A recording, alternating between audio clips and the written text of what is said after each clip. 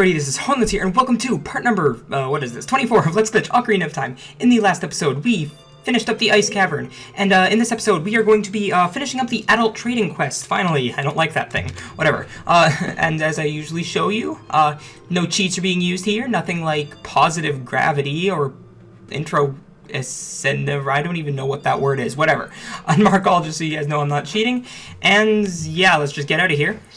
Alright, so to start off this episode, I'm going to be doing a quick super swim to get over somewhere really quickly. I'm going to just, as you remember how it worked, I'm going to put my shield out, and then this guy's going to hit me, and then I'm just going to do the same, like, hold up and start mashing B and lock on, and you should move really fast. But whatever. That brings us to over here, and right here, we're going to do a glitch called the Weird Clip, and literally, it's the exact same thing as a weird shot. We just need to do it at a very specific place, and there's a bit different of a setup, and that should let us clip into the little hole that's underneath this rock. I'll just blow up the little rock that's underneath this rock. It's a rock and a rock. Rockception. Okay. But, yeah, we're gonna be doing a weird shot that'll let us clip through this little rock and actually, like, fall down the hole. And, this glitch is the whole reason that this episode is a week late. I could not find anything that taught me how to do it really well, so I had to kind of figure out how to do it myself, and it turns out it's the exact same thing as a weird shot, but whatever. And right here, I'm going to show you a little technique that, will let you look through walls. If you, get rid of Navi's text first.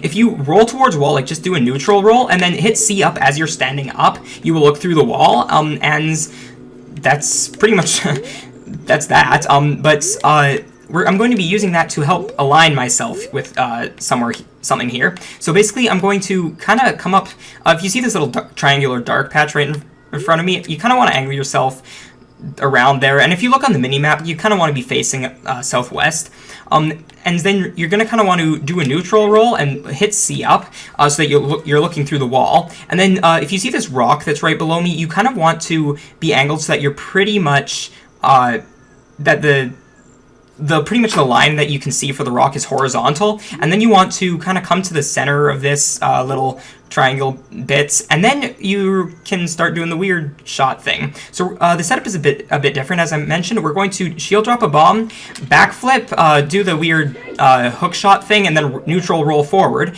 And in one more frame, if I can buffer to it, I'll probably cut to when I get it. Never mind, because it was right there. Okay, right on this frame, as a weird shot does, you just roll, and then you hold back until, actually, this frame right here, the fourth frame after you get hit, just like a normal weird shot, and then you're just going to want to unpause and hold hook shot, and you should grab onto the ledge and just hit A to fall down, and that's the weird clip. But yeah, there is literally, like, no video on YouTube or anywhere that shows how to do that glitch properly, pretty much. Or at least doesn't explain it very well. And so yeah, that is why this episode is so late, and I apologize for it being late, but, geez, whatever. So yeah, that was basically my least favorite glitch in this entire game. But whatever, let's just climb up here and get our hard-earned Skulltula, jeez. Okay, whatever. So yeah, let's, as I mentioned, get this Skulltula. What number is this? I think it's like number... I want to say this is we're getting close to 80, but I could be wrong. I'm just going to quick check. I probably checked last episode. Yeah, 78. Okay. Whatever. And now right here, I'm going to try and do a mega flip. Right there, you can see, like, there's a heart piece on that little ice flow thing, or however you say that word. So I'm going to try and do it. Let's see. Oh, I didn't do a mega flip, but whatever. It's not a big deal. We can just do, actually on this ice thing, we can do the same thing that we did to get into the ice cavern, and we can just mash B, and if we mash B fast enough, we can do a jump slash onto this thingy. So yeah. Come on. Oh, jeez. There we go. Finally got on. Okay. Let's get our wonderful heart piece and watch our hearts go up very slowly. Okay. And now we're actually going to get the final heart piece in this area, which is way underwater. Yeah. I probably wouldn't have actually found this this heart piece had I not been, like, using a guide or something. Because this heart piece is actually, I think at least, it's pretty well hidden. Yeah. But I don't know, maybe I'm just stupid or something. But whatever. So yeah, and we have 2 minutes to hold our breath. Man, Link can hold his breath for 2 minutes. Jeez, that is actually really good. Like, I have a friend who can hold his breath for like a minute and a half, and that's amazing. But like me myself, I can only really do it for not even a minute. A minute if I'm lucky, I guess. But man, Link can hold his breath for that long. Jeez, that is amazing. Whatever. So yeah, let's just get out of here. There isn't really any faster way to get out of the water right here. But whatever. And right here, we're actually going to go and unfreeze King Zora. And that's actually the only reason we needed to get any, to get the blue fire. And actually there's a fun fact, I guess. There's a glitch to unthaw King Zora without blue fire. You don't even need anything, and nobody knows how it works, and I'm going to show it probably in like after the 100% playthrough. But yeah, there's a way to unfreeze him, and it's really weird how it works, but yeah, whatever. So let's just unfreeze him the normal way and stuff like that. And we're going to talk to him and get the blue tunic thingy, and actually right here we can just walk right through him. I find that really funny, but whatever. And so we're gonna get the blue tunic, and then we're gonna show him the prescription. And this is the other reason that this episode is really, really difficult and hard and like stupid and all that, because most of this episode, as I said, we were gonna be finishing the adult trading quest. Most of the stuff at the two things in a row have timers. So there's the eyeball frog, and then there's the eye drops. Yeah, we have a lot of stuff to do while those timers are going on, so it's kind of difficult. But let's get going. I practiced this a lot, so hopefully I can get this. This is eye drops. Well, we must say we have them. Well, we might say we don't. We do have the ingredients. If you take the ingredients to the doctor at the Lake Laboratory, he can make the drops for you. But you need to deliver them fresh. Can you make it? Okay, yeah. Whatever. I don't even know. Like, was that like redneck voice or something? Whatever. So now we have to do a bunch of stuff in 3 minutes. This is the worst part of it, just because there's a glitch in it that's kind of annoying to do. But whatever. Right here we have got. Oh, jeez, I thought it was going to fall off. Okay, we've got a Skulltula right here to get. So let's kill him and get him. And then we have the glitch that I was talking about. I'm not sure what it's called. I'm going to call it ladder clip just because. Basically, what we're going to do is we're going to come kind of at, just stand kind of at this corner of this little piece of land, aim up at this side of the at like the left side of, or right side of the ladder, hookshot, and you should grab and like be inside, and you just want to tap A and then B real fast, and then you should do a jump slash and you should be out of bounds. And so yeah, that's pretty simple. It's not actually that hard to do. And then you just kind of want to come over to this area. I'm going to walk off and land in some water. And then I'm going to equip my iron boots. So I'm going to float down, and if you see that little the place that can take you to Lake Hylia, yeah, we're gonna use that. And for some reason they left the loading zone in there.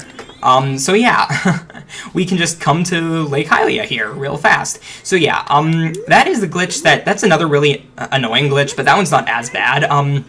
Now right here I'm going to have to play the, I'm going to confirm the Scarecrow song, so let's see if I can remember it. It was that, I believe, yes, okay. Alright, and so we've confirmed it, and now we're actually going to be using it right away, and I think this is actually the only time we use it. Yeah, we don't use the Scarecrow song an awful lot, but whatever. And also, I'm going to try and get some bomb drops from here, just because I'm kind of low. Oh, okay, I just got 15 bombs, nice, I'll take that. And so, more bombs, okay. So, yeah, right here we're going to be using the Scarecrow song, so let's, I'm always quiet when I'm doing that just because I can never remember what it is, or I can't play songs while talking for some reason. It's whatever. So yeah, let's just hookshot his face. That must hurt. And we're gonna kill this Gwei just because when you're climbing the ladder and he's around, he will always knock you off. Yeah, so it's a really good idea to kill him. And right here we've got another heart piece, and oh hey, I didn't even realize we reached 16 hearts, that's nice. So yeah, let's get this, and then let's backflip off, and ow, that must hurt.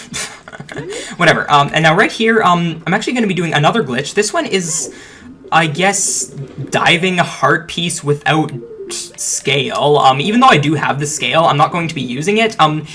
basically, they made this major mistake in this game. Basically, if you hookshot this thingy, and while you're shooting the hookshot, if you press start, equip the Kokiri boots, and then just let go, you will actually you'll trigger the heart piece. And I don't know why that really works. I mean, I do know why it works. I guess it's because when you hookshot over and then you unequip the iron boots, it decides that, oh, you you didn't have your iron boots on at all, and so it touched, when you touch the bottom, it's decided to, I don't really know how it works, but yeah, I know I'm not explaining that one very well, but whatever. So let's just talk to him now, and whatever.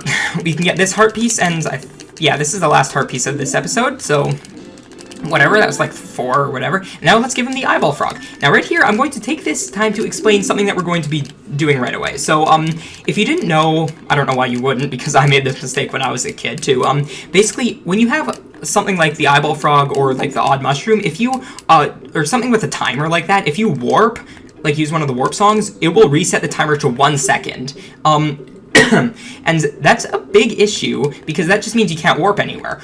But there are 2 types of timers in this in this game. One timer is the timer for the eyeball frog here, and another timer is for if you are underwater with the iron boots and not the Zora tunic.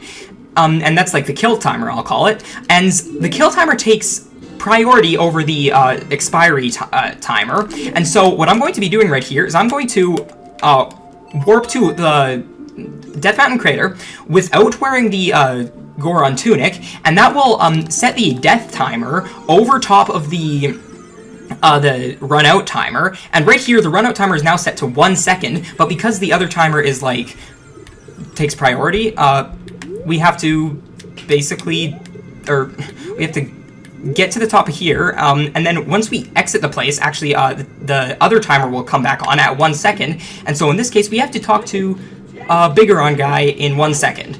Now, luckily, this isn't actually very hard, but still, it can kind of get annoying. We kind of got to roll towards him and wake him up, and then we just got to mash the button that we have the thing set to, and this should hopefully work. There we go.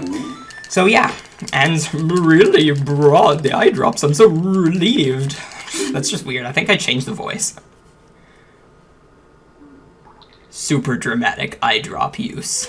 Okay, I never understood why they used that huge, weird dramatic thing, but whatever. Excuse me, I'm kind of sick right now, but whatever. I hope it's not too evident that my voice is really awkward or odd right now. It kind of is, but whatever. And so now right here, we got the claim check, and actually what I'm going to do right now is I'm going to play the Song of Sun, 5 or 6 times right now, just so that I can collect the thing from him, without having to come back here later. So yeah, I'll actually cut most of this out just because it's playing the same song over and over again. So yeah, cut. Alright, and after we played a bunch of times, we should be able to get the Bigoron sword. So yeah, and that is actually where I'm going to end the episode, just because this episode is really difficult, so yeah, whatever. Sorry for it being a lot shorter than the past 2 have been, but whatever. So thank you guys for watching. If you enjoyed this episode, click that like button. If you didn't, then fine, click the dislike button, or just leave everything alone. Subscribe if you like my stuff, follow me on Twitter and Twitch and stuff if you have that, and share this video and series with your friends if you got that, if you're that type of person or whatever, and yeah, thank you guys for watching. Oh, and I also forgot we need to save and quit real quick so that we can go back to the Temple of Time, whatever. See you guys later.